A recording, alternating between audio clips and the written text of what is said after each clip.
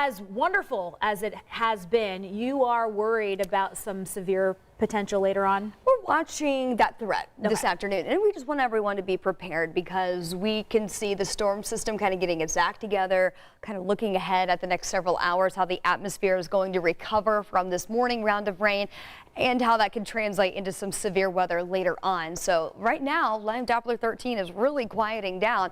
In fact, the sky is already starting to clear from west to east with quite a bit of sunshine already in place for places like Crawfordsville over to Terre Haute. Even Tipton, after some heavier rain this morning there, seeing some sunshine. As temperatures have recovered back to near 70, we've still got the clouds lingering through the Indy Metro, still some light rain falling near Connorsville, but it's that clearing that's set to take place from west to east today that will allow the atmosphere to recover, and it does look like most of that is going to recover on the eastern side of the state as far as where that energy setup will be most available for those storms to develop today. So from the Indianapolis Metro over to Richmond and beyond, we are focusing on the eastern half of the state for that highest risk to see that severe setup for us. Approximately between about 3 o'clock this afternoon when those storms will start to initiate, as this all looks to come to an end by about 8 o'clock tonight when that boundary actually moves out. So we are watching the potential of some large hail, really all modes of severe weather on deck for today, 70+ mile-per-hour wind gusts, as well as some rotating storms. In fact, I wanted to show you this. This is how we predict the potential of rotating storms. It looks at a certain parameter within the atmosphere and plots it on the map. So I want to push this forward through about 6 o'clock today.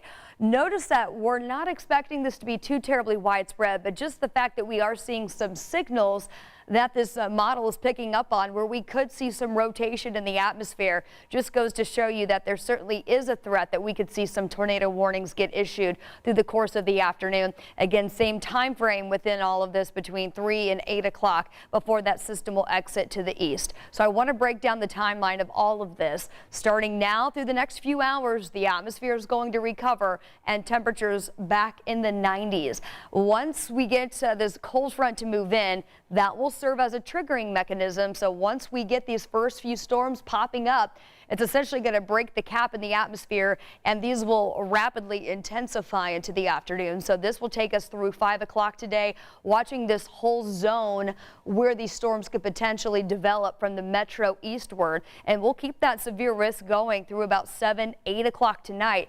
When this is all said and done after 8 p.m., our severe threat will come to an end. There is not an additional threat moving in once this initial line comes through. But still something that we need to focus on and make sure that you have multiple ways to receive warnings. I do anticipate there to be several alerts that come out today because of that storm risk. We get you into tomorrow. We'll be on the backside of the storm system. Not going to be as hot. Highs near 80. We're also watching the potential of another round of some pop-up showers, perhaps some isolated storms on Monday. Not expecting them to be severe. In fact, this is the coverage area as we get into your Monday afternoon. Some more much-needed rainfall without that severe threat is certainly a welcomed thing. That's on Monday. 76 behind that system on Tuesday, a little cooler. But if you like the heat, the 90s are back already near 90 for a high starting on Thursday.